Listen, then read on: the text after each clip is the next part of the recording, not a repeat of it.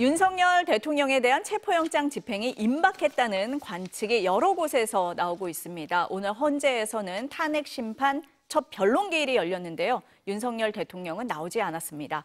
법적 쟁점들 짚어보겠습니다. 헌법학자인 서강대 법학전문대학원 임지봉 교수와 함께하겠습니다. 어서 오세요. 안녕하세요. 네, 안녕하세요. 여러 가지로 좀 짚어볼 게 많아서요. 먼저 탄핵 심판부터 좀 여쭤볼게요. 네. 오늘 윤 대통령이 나오지 않았습니다. 네. 신변 안전을 이유로 들었어요. 네. 그럼 다음 변론기일 이틀 뒤 목요일입니다. 그때는 그냥 진행이 됩니까? 어떻습니까? 예, 그때는 그냥 진행이 되고요. 우리 헌법재판소법에 그러한 경우에 대해서 명문의 규정이 있습니다. 뭐 형사소송법을 준용하는 게 아니고요. 그러니까 한번 피소추인이 이제 그 헌법재판소의 대심판정에 나오지 않으면 그날은 이제 그 변론을 안 하고 다음에 하는데 다음에 할 때도 이제 나오지 않으면 그때부터는 이제 없어도 탄핵 심판을 계속 진행할 수 있게 됩니다. 그러니까 오늘은 뭐 4분 만에 끝을 냈지만 네. 다음번에는 나오지 않아도 그냥 심리가 진행이 된다. 이렇게 그렇죠. 그래서 보면 다음 되겠네요. 그러니까 예. 모레 16일 날 그 변론이 사실은 본격적인 첫 변론이 된다고 보시면 되겠습니다. 사실 헌재에서도 오늘 나오지 않을 가능성에 대비해서 다음 날짜까지 지정을 해두기는 한 거였거든요. 예, 네. 5개의 네. 변론기를 미리 지정했죠. 근데 윤석열 대통령 측에서는 어떤 얘기를 했냐면 탄핵 심판에 임하려면 체포영장 집행이 이루어지면 안 된다. 체포가 되면 내 권리가 상실되지 않느냐 이렇게 주장을 합니다. 어떻습니까? 예, 그러니까 탄핵 심판에 본인이 직접 심판장에 나가서 본인의 이야기를 하겠다. 일종의 방어권 행사가 내가 체포되면 제한받는다는 그러한 논리죠. 예. 그거는 이제 체포될 그러한 일을 안 했어야죠. 본인이 그 탄핵 심판과 관련한 방어권 행사의 제약을 자초한 거예요. 그러니까 수사와 탄핵 심판은 별개로 진행되는 건데 이걸 지금 별개죠. 연계해서 내가 체포되면은 탄핵 심판정 가서 얘기 못하지 않냐, 방어권을 보장해라라고 얘기하는 거는 맞지 않는다라는 말씀이시네요. 그렇죠. 그리고 그 모든 것들이요, 사실은 이제 체포영장의 집행을 면하기 위한 핑계들이라고 저는 생각합니다. 애초에 처음에도 뭐 오래전부터 그랬잖아요. 탄핵 심판이 열리게 되면 본인이 직접 할 이야기도 많고 그래서 탄핵 그 심판이 열리는 대심판정에 나가서 본인이 이제 이야기를 하겠다라고 했지만 이번에 안 나가잖아요. 그 체포의 우려가 있기 때문에 지금 체포영장이 언제 집행될지도 모르니까 못 나가겠다고 이야기했지만 처음부터 저는 헌재에도 나갈 생각이 없었던 것 같아요. 아, 두 개 다 수사에도 응하지 않고 탄핵 심판에도 응할 가능성이 없었다라고 보셨습니까? 그렇죠. 둘 다 네. 어떤 식으로든 하여튼 지연시키려는 게 목적이니까요. 그리고 그런데 헌재 대법정에는 왜 나가겠다 했을까요? 그러니까 지지 세력들한테 나는 이렇게 억울하다. 헌재 대심판정에 가서 할 말도 많다. 이런 걸 어필을 하는 거죠. 우선 어필을 하고 이런저런 핑계를 대서 그러니까 체포영장이 집행될 것 같아서 못 나간다. 뭐 이렇게 또 핑계를 대는 거죠. 네. 예. 아니 윤석열 대통령 측에서 정계선 헌법재판관에 대해서 기피 신청을 냈잖아요. 근데 네. 헌재에서 받아들이지 않았습니다. 네. 어떻게 보세요? 이 사안은? 네, 그 기피 신청에 관해서는 헌법재판소법 24조 4항이 규정하고 있죠. 예. 재판관에게 공정한 심판을 기대하기 어려운 사정이 있는 경우에는 당사자는 기피 신청을 할 수 있다고 돼 있어요. 돼 있는데요. 그 기피 신청을 어제 했어요. 그러니까 첫 변론기일 하루 전에 전격적으로 했고요. 그다음에 그러면 무엇이 재판관으로 하여금 공정한 심판을 기대하기 어려운 사정인가 세 가지를 이야기합니다. 첫 번째가 정재판관이 진보적인 판사들의 모임이라고 알려져 있는 우리법연구회 회원 도를 했고 회장까지 했다. 근데 우리 헌법재판관들 중에 우리법연구회 출신들 앞에도 있었거든요. 그렇죠. 예. 근데 그분들 기피 신청 안 당했어요. 예. 그다음에 두 번째로 그 정재판관의 남편분이 변호사인데 저도 개인적으로 합니다. 그런데 그분이 이제 지금 국회 탄핵소추 대리인단의 공동대표인 김희수 변호사가 이사장으로 있는 법인 소속의 이제 법인 소속의 변호사다. 공익 네. 법인 재단 법인의 그 변호사라는 거죠. 예. 그런데 뭐 그렇다고 해서 그 국회 측 대리인단의 공동대표인 김희수 변호사가 그 소속 법인의 변호사라고 해서 무슨 영향을 끼칠 수 있겠습니까? 예. 그 공정한 심판을 기대하기 어려운 사정이 있는 경우로 보기 힘들고요. 예. 그다음에 끝으로 정재판관 본인이 재판관이 되기 위한 인사청문회 과정에서 12.3 비상계엄에 대해서 처음에는 이제 어떤 내가 헌법재판관이 되면은 맡을 수 있는 사건이기 때문에 이야기를 안 하려고 그랬는데 자꾸 의원들이 꼬치꼬치 물었어요. 그래서 나중에 뭐라고 이야기하냐면 국회를 물리력으로 봉쇄하고 의원들의 의정활동을 방해했다면 그 위헌적 행위라. 그 굉장히 원론주의적인 수준에서 이야기했는데 그것이 어떤 자기 사건에 대한 내단을 미리 드러낸 거기 때문에 공정한 심판을 기대하기 어렵다. 이렇게 세 가지 사유를 들어서 기피 신청을 냈는데요. 기피 신청과 관련해서 민사소송법 45조를 준용하는데요. 그 민사소송법 45조는 이렇게 규정합니다. 소송의 지연을 목적으로 하는 것이 분명한 경우에는 기피 신청을 각하한다라고 되어 있어요. 그럼 오늘 헌재가 판단을 할 때는 정당한 사유가 안 된다, 지연을 시키려는 목적이다, 이렇게 판단을 했다고 봐야 됩니까? 어떻습니까? 그러니까 공정한 심판을 네. 기대하기 어려운 사정에 해당 안 된다. 해당 안 된다. 예, 지연을 시키기 위한 목적임을 판단하기보다는, 그러니까 공정하냐 아니냐라는 기준으로 봤을 때 공정한 심판을 기대하기 어려운 사정에 세 가지 다가 해당이 되지 않는다 하면서 기피 신청을 이제 물리친 거죠. 문제가. 아니 근데 윤석열 대통령 측에서는 탄핵 심판 절차가 너무 빠른 거 아니냐. 그 변론기일 5번을 일괄 지정한 것도 문제 삼고 이의 신청을 했습니다. 이 부분은 어떻게 보세요, 교수님? 오히려 저는 노무현 대통령, 그다음에 박근혜 대통령 때보다 첫 변론기일은 제일 늦게 잡혔어요. 노무현 대통령 때는 이제 탄핵 소추안 가결 이후에 18일 만에 첫 변론기일이 잡혔고 박근혜 대통령 때는 25일.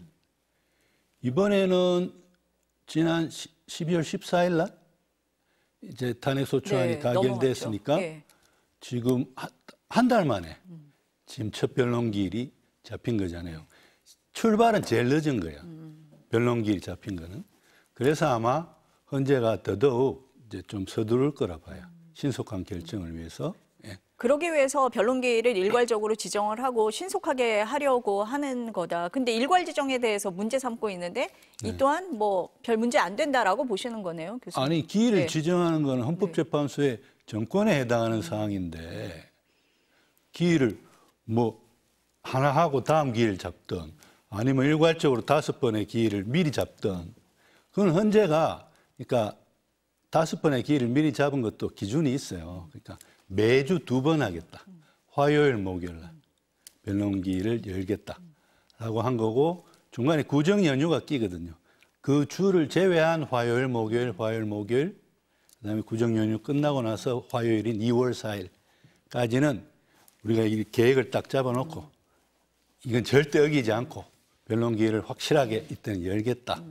그래서 신속한 집중 심리를 하겠다라는 의지를 보여준 건데 그게 왜 문제입니까? 이의 신청거리가 되지 않는다라고 보시는 거네요. 네. 그러니까 윤 대통령 변호인단은 그런 것 같아요.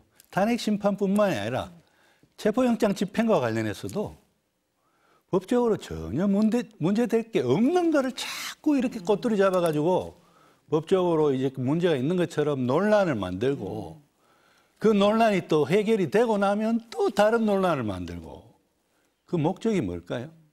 계속해서 그런 법적 논란을 끊임없이 생산해내가지고 이제 윤 대통령 지지 세력에게 여론전을 펼치는 거라고 저는 봐요. 그래서 윤 대통령은 억울하다.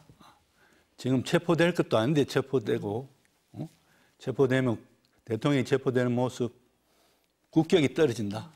이런 식으로 이야기를 하고 탄핵 심판과 관련해서도 문제될 게 아닌 거를 계속 문제 삼으면서 정계선 재판관에 대해서는 기피 신청도 내고 그 헌재가 받아들이지 않을 거 뻔히 알고 있었을 거예요. 알면서도 계속 하고 있는 거죠. 일단 계속 시비 걸고 헌재의 권위에 대해서 흔들고 그다음에 윤 대통령 지지층에게 호소하고 윤 대통령은 억울하다. 그러면서 또 다른 면에서는 지연 전략입니다. 지금 체포영장 말씀을 하셔가지고요. 이거를 좀 여쭤볼게요. 지금 이제 체포영장 재집행이 임박했다라고 얘기는 나오는데 경호처 내부가 동요하고 있다. 뭐 이런 언론 보도도 많이 나오잖아요. 그러다 보니까 이제 그 경호처 안에 강경파로 분류가 되는 이광호 본부장이 어제 관저에 있는 직원들을 다 불러 모았다는 거예요. 이 자리에 윤갑근 변호사, 지금 윤석열 대통령 측 변호인이죠. 윤갑근 변호사가 와서 여러 가지 설명을 했다고 하는데 제가 좀 하나하나 여쭤보겠습니다. 일단 이렇게 얘기했대요. 한남동 관저는 국가보안시설이라서 경찰들이 못 들어온다.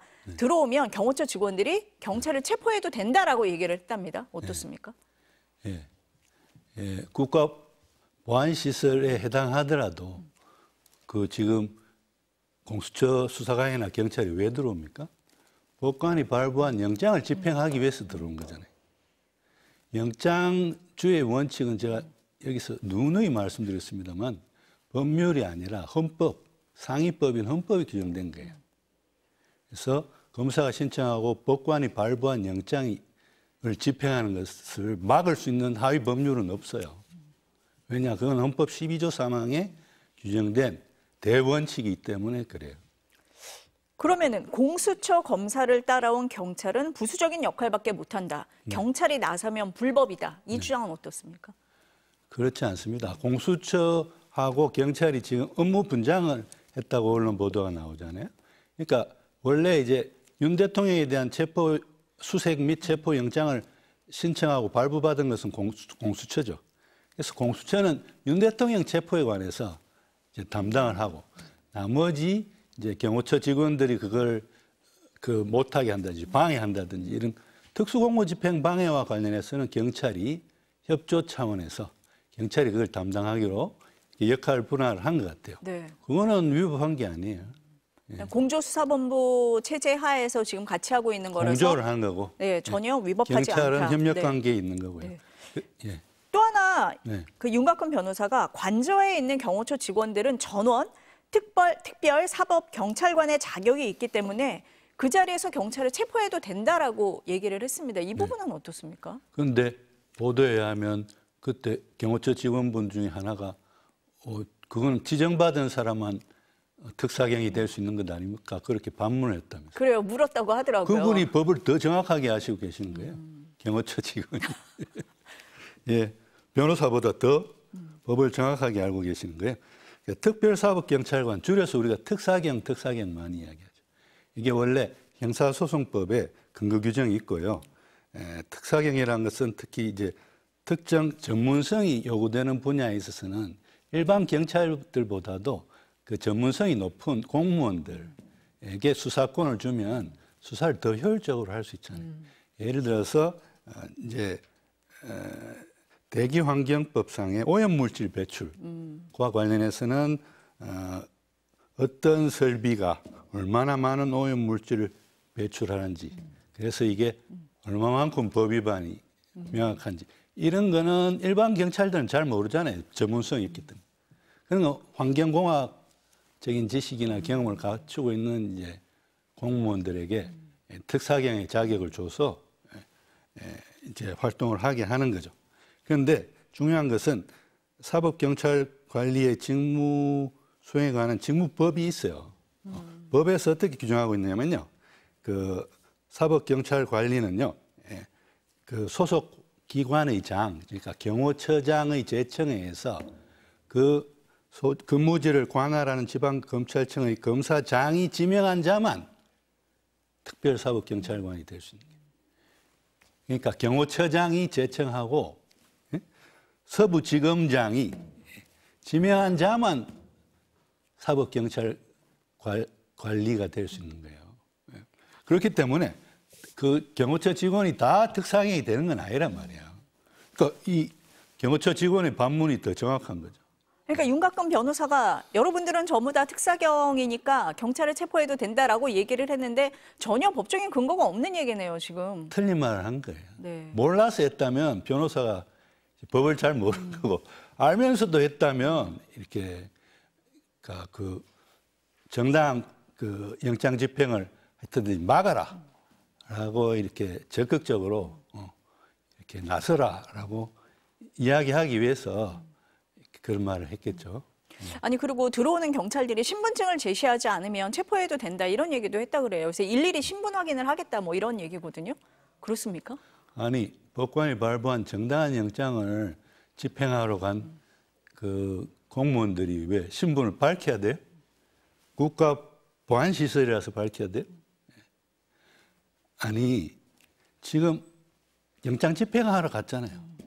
정당한 영장 집행을 하러 갔는데 왜 소속을 밝혀야 됩니까? 오히려 그걸 밝히라고 요구하는 게 더 이상한 거다, 문제가 있다. 그럼요. 네. 그럼요. 그러고 그러면 지난번에 1차 영장 집행에서 경호처 직원들은 자기 소속을 밝혔나요? 신분증을 찾나요?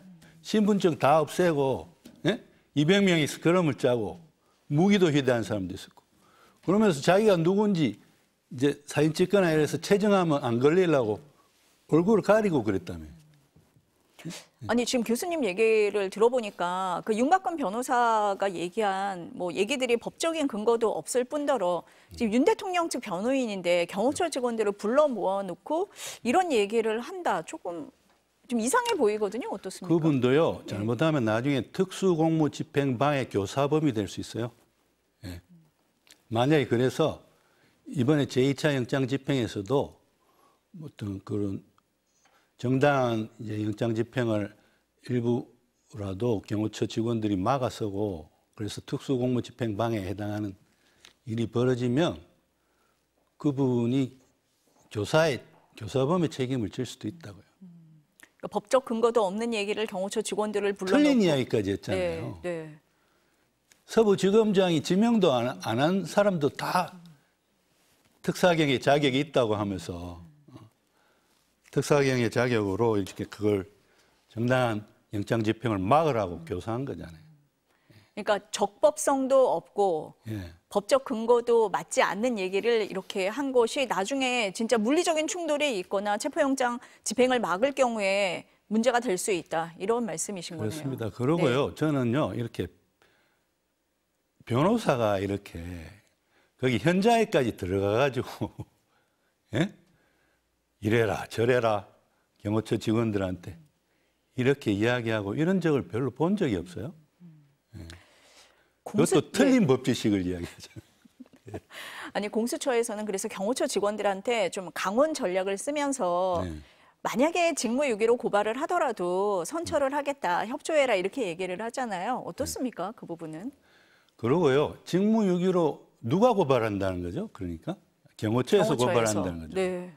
이렇게 지시를 내렸는데 예? 그걸 그 영장 집행을 막으라고 지시를 내렸는데 그 지시 안 따랐다고 직무유기에 형법상의 직무유기에 해당하려면요 공무원이 정당한 이유 없이 법적 의무가 있는 직무 수행을 거부하거나 이를 유기해야 돼요.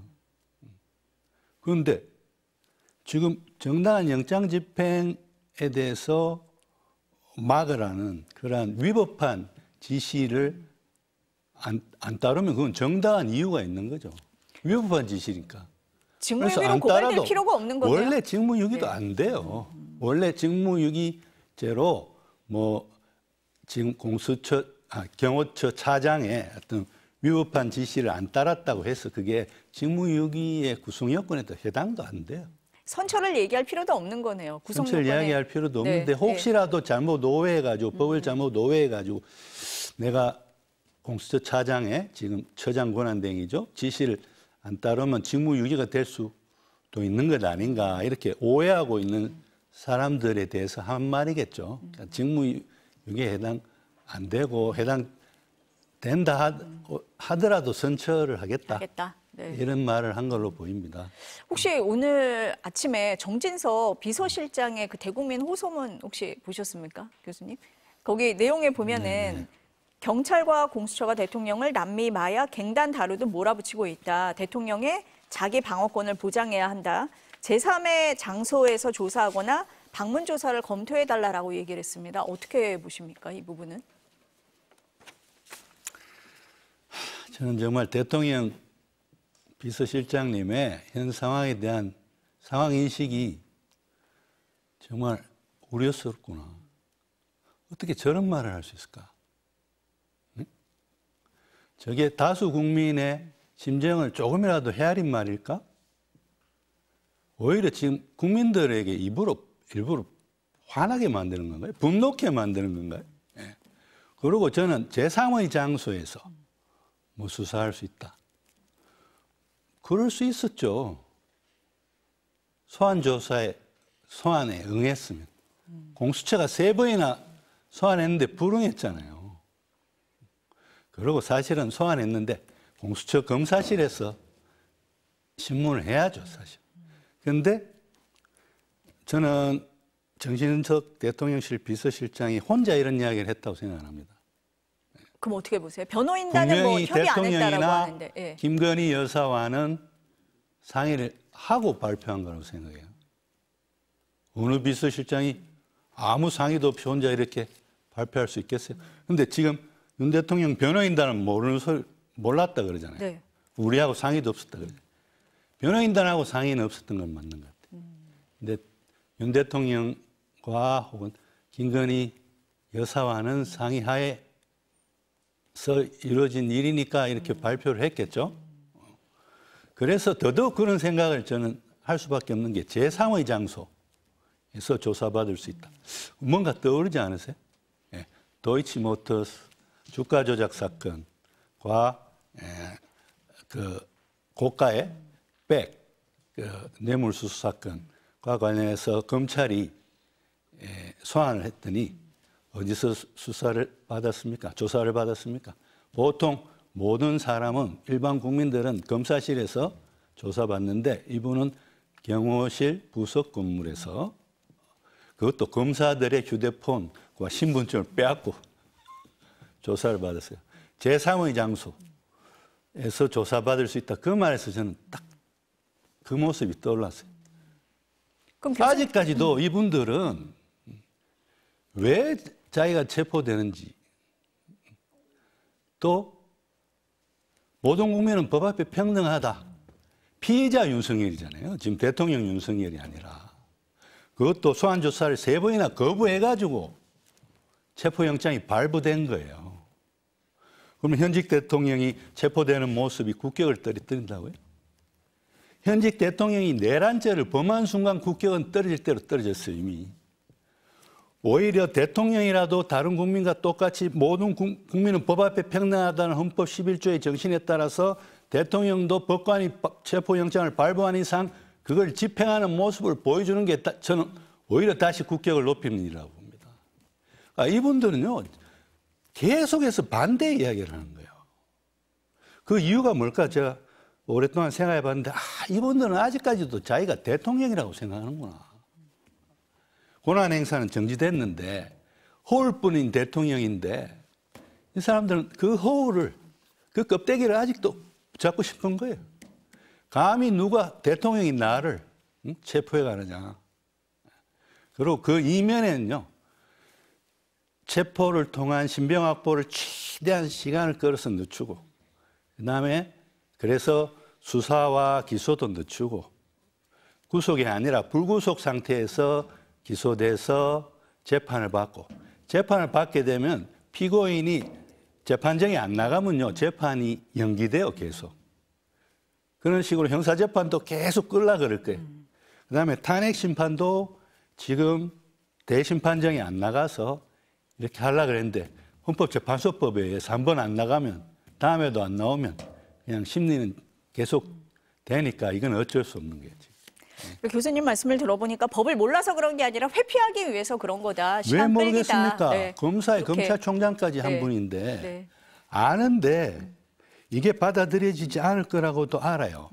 근데 계속 법적 논란을 만들면서 시간을 끌고 윤 대통령 지지층에게 이렇게 호소하는 거죠.